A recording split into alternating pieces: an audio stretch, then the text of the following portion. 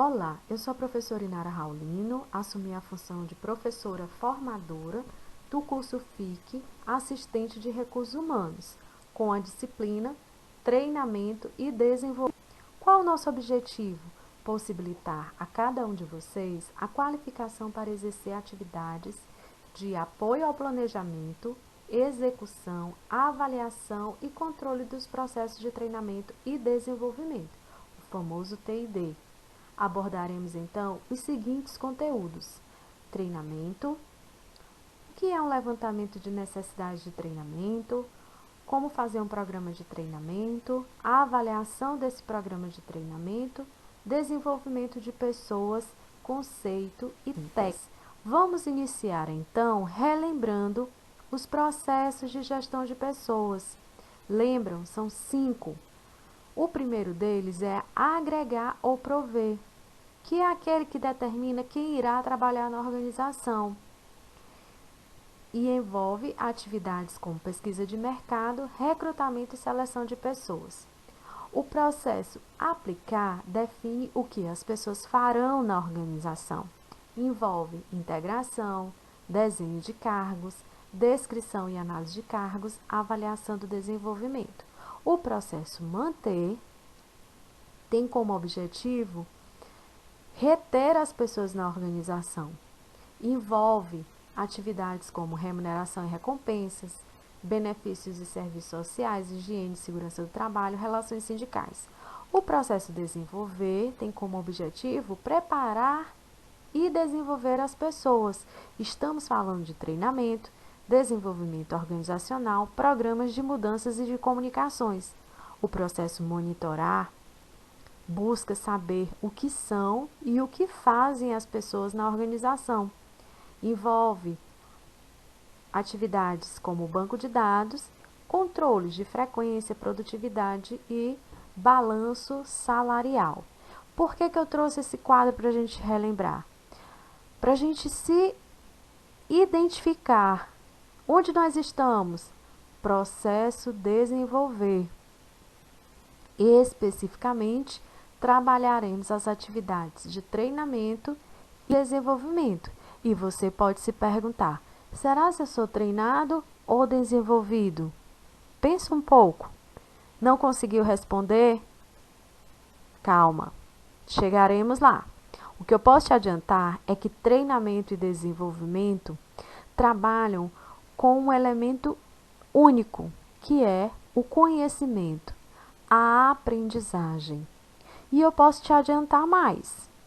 Treinamento é apenas uma pequena parte do processo do desenvolvimento profissional. Então, vamos evoluir para a gente entender como isso acontece. Você pode se perguntar ainda: treinamento é uma despesa ou investimento? Justificar a importância do treinamento, pode haver uma infinidade de respostas. Eu elenquei só 4 para a gente ver a importância do treinamento. É um meio para adequar cada pessoa ao seu cargo, alavancar o desempenho no cargo, para desenvolver competências nas pessoas para que se tornem mais produtivas. E a gente ainda pode dizer que é um meio de agregar valor às pessoas, à organização, já que é composta por pessoas, e por que não dizer aos clientes. Entenda-se então o treinamento como o processo de ensinar aos novos empregados as habilidades básicas que eles necessitam para desempenhar seus cargos. Veja que o treinamento está associado ao cargo, né? Marras define treinamento como processo de assimilação cultural a curto prazo. É outra informação importante, que objetiva repassar ou reciclar o conhecimento, habilidades ou atitudes. Ou seja, não é só o processo de ensinar aos novos empregados, mas o também de reciclar. Reciclar quem? Aquele que já trabalha na organização, que já tem o conhecimento das habilidades no cargo, mas como nós estamos em constante aprendizagem, em constante mudança, até mesmo pelas mudanças externas, né, que acontecem fora da organização, nós precisamos nos adaptar e as organizações precisam se adaptar às mudanças. Através do quê? Do aprendizado. Aprendizado de novas formas de fazer, aprendizado de da aplicabilidade de novas tecnologias, tudo para que se aumente a produtividade. Então, que objetiva repassar ou reciclar o conhecimento, a habilidade ou a atitude. O que é isso? É o famoso chá, é a competência, é o saber fazer e o querer fazer, relacionadas diretamente à execução de atividades, otimização do trabalho. Então, a gente tem 4 tipos de mudanças de comportamento através do treinamento. Por quê? Porque há uma transmissão de informação e, inevitavelmente, as pessoas se transformam, né? Através do conhecimento dessas informações. O desenvolvimento de habilidades, o desenvolvimento e modificação de comportamento e a elevação do nível de abstração, ou seja, através das informações repassadas em treinamentos, há uma concepção e há um start de ideias e de conceitos que são tão importantes para a resolução de problemas com criatividade, com inovação. Mas muito cuidado em usar um treinamento já existente ou em adaptar um. Um treinamento que foi muito bacana, que teve um resultado muito positivo em uma empresa ou determinado setor, não significa dizer que ele vai ter o mesmo resultado em uma outra empresa ou em um outro setor da mesma empresa. E qual é a justificativa para isso? A justificativa é para a diversidade de pessoas. Cada grupo se comporta, reage, é influenciado de maneira diferente. Então, é muito preocupante quando se pega um treinamento que foi pensado para um determinado contexto, para um determinado grupo de pessoas. E a gente vai entender mais sobre isso quando a gente entende como é que acontece esse processo de treinamento, que é cíclico e contínuo, composto por 4 etapas. E aí eu trouxe algumas nomenclaturas que vocês poderão encontrar nos materiais, nos autores, né? Então, a primeira etapa diz sobre as necessidades a satisfazer ou diagnóstico da situação. É um momento em que a gente vai fazer um levantamento se é realmente preciso fazer um treinamento.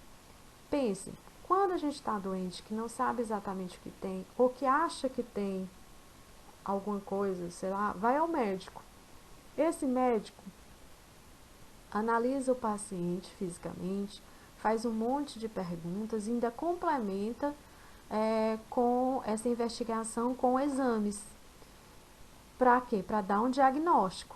Da mesma forma a gente faz nas organizações, com métodos diferentes. Mas, especificamente com relação ao treinamento, o que é que a gente vai observar nessa etapa de levantamento da necessidade de treinamento? Quais são os objetivos da organização? Eles estão sendo atingidos? Quais são as competências necessárias para o desenvolvimento das atividades, para o alcance dos objetivos organizacionais? Existem problemas de produção? Ou são problemas de pessoal? Ou são problemas tanto de produção como de pessoal? O pessoal que a gente fala em termos de comportamento, de relações interpessoais? Ficar de olho nos resultados da avaliação de desempenho. Então, todas essas variáveis nos ajudam a identificar essa necessidade de treinamento. A etapa seguinte é do desenho do treinamento, ou como alguns autores chamam, decisão quanto à estratégia a ser tomada, que nada mais é do que um planejamento, o programa de treinamento. Nesse programa tem que ficar claro quem treinar. Vai ser um colaborador, 2, um setor, a empresa toda. Como será esse treinamento? Então, a partir do momento que você identificou quem será treinado, você pode também definir quais as metodologias serão aplicadas nesses treinandos. Por que a gente está dizendo isso? Porque até mesmo a questão da idade, ela influencia na aprendizagem. Os adultos têm um ritmo de aprendizagem, um modo de aprender diferente dos jovens. Então, é importante definir primeiro quem vai treinar, para depois definir como treinar. Quais são as metodologias, os recursos, em que treinar, qual é a habilidade que precisa ser desenvolvida. Quem vai fazer esse treinamento? É uma pessoa da empresa, é o supervisor, vai ser um profissional de RH ou vai ser um especialista com know-how que vai fazer esse treinamento? Onde treinar?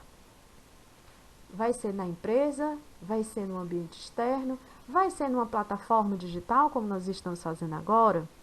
Quando esse treinamento vai acontecer? É urgente? Pode esperar? Quando a gente fala em visão sistêmica das organizações, é exatamente perceber isso que eu vou destacar agora. As organizações são sistemas. O que é um sistema? Um conjunto de partes interdependentes que interagem entre si para atingir um objetivo comum. Quando você tem a visão sistêmica, é entender que um departamento ele não vai agir individualmente o tempo todo, isoladamente, sem perceber o que acontece nos outros departamentos. Então, vocês dizem assim, mas o treinamento é importante saber que outros departamentos poderão influenciar, porque imagine, se você vai contratar um especialista em um determinado assunto para fazer um treinamento, ele custa caro. Os recursos que ele pediu também são caros. Aí você diz, não, mas eu preciso. Aí o financeiro vai dizer assim, olha, eu entendo que você precisa, mas infelizmente a empresa não pode arcar com esse investimento agora. Então, você pode, a partir dessa informação do financeiro, definir outras estratégias. O importante é perceber que você não está isolado, nem no setor de gestão de pessoas, nem no financeiro, nem na produção. Então, em algum momento, as partes elas vão se integrar. E para que treinar? Qual é o objetivo a ser alcançado com o treinamento? Na terceira etapa, que vai ser a fase mesmo de ação, é colocar o treinamento em prática. E aí você tem que definir claramente quem é que vai conduzir esse processo todo. É o gerente de linha, é um assessor de RH, serão os dois ou será uma pessoa externa? Isso é muito importante. Não estamos falando de quem vai aplicar, quem é que vai desenvolver, quem vai ser o instrutor. Nós estamos falando de quem vai conduzir essas etapas, porque veja, que não é só a aplicação. Depois da aplicação ainda vem a avaliação de resultados. Nessa avaliação eu quero saber o que foi que os treinandos acharam do programa, se o aprendizado ele realmente se aplica às atividades e provoca a mudança de comportamento. Compara-se o antes e o depois do treinamento e também o custo-benefício do treinamento. Para perceber tudo isso, é importante que vocês visitem, né, esse link que eu informo para vocês, que tem o Guia de Boas Práticas em Treinamento e Desenvolvimento da ABRAP. Né? Nesse guia vocês encontram um material ótimo para baixar, são modelos. Né? Eu quero fazer um treinamento, não sei nem para onde é que vai. Então, nesse guia tem os modelos dos formulários para que você consiga desenvolver cada uma dessas etapas, inclusive a certificação. Para a gente tratar dos assuntos mais importantes sobre treinamento, só relembrar que o treinamento ele pode ser técnico ou comportamental. É técnico quando está diretamente relacionado às atividades profissionais e é comportamental quando visa a mudança de comportamento. Quanto à forma de realização ou execução, ele pode ser presencial, na organização ou no ambiente externo, desde que nesse ambiente físico tenha a presença do instrutor ou facilitador e os treinandos. Através do ensino à distância, como nós estamos fazendo agora, das plataformas digitais, ou on the job, que é o exemplo clássico, é o do Caixa, né? Que Você chega no supermercado, tem um rapaz, uma pessoa identificada como treinamento, estagiário, alguma coisa que o diferencie dos demais, e ao seu lado alguém que está lhe explicando, lhe auxiliando. Certamente, antes dele chegar naquele momento, ele recebeu orientações sobre a atividade, mas especificamente quanto àquelas atividades é importante aprender fazendo, que é o mão na massa. Então, isso é a realização onde. Quanto ao público, já falamos, pode ser individual, direcionado a um indivíduo, ou a equipe, um grupo de pessoas, ou até mesmo a todos da que é o corporativo. A avaliação do programa de treinamento é fundamental para que se façam ajustes necessários e melhoria nesses programas. E eu trago aí os tipos de avaliação, que é a avaliação de reação, que é a percepção do treinando com relação ao instrutor, se ele teve didática, se conseguiu passar o conteúdo, se foi pontual, se houve uma comunicação, interação com o treinando. Quanto à infraestrutura, o espaço físico, a plataforma, os equipamentos utilizados. Quanto à aplicabilidade do conteúdo, ou seja, o conteúdo que foi repassado, ele pode ser aplicado, né? É complexo? Não, a carga horária foi suficiente. Então, essa percepção tem que ser captada imediatamente após a finalização do treinamento. Outro tipo de avaliação, que é a de eficácia, ela tem um objetivo de fazer uma correlação entre os resultados e os objetivos esperados pelo treinamento. Não é aplicada imediatamente após o treinamento, ela precisa de um tempo.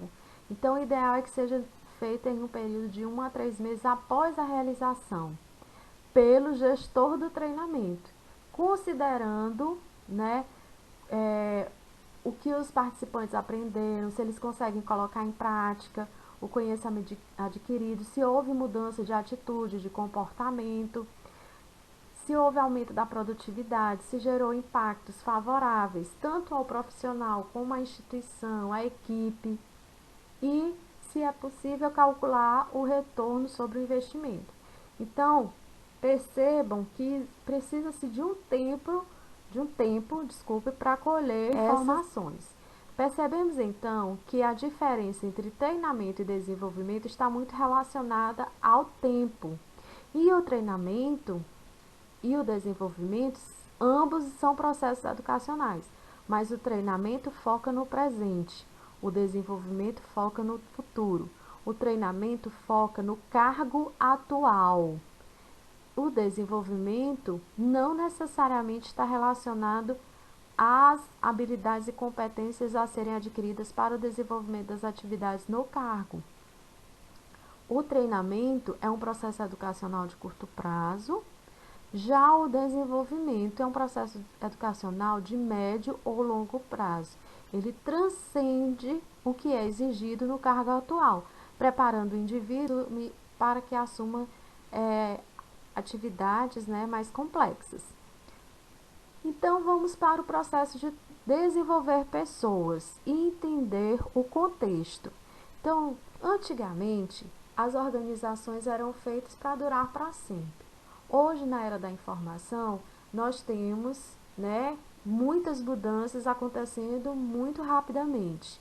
Se antes o foco era na eficiência, hoje o foco está nas pessoas criativas e inovadoras para resolver problemas, para propor, né, alternativas que aumentem a produtividade e a competitividade das organizações.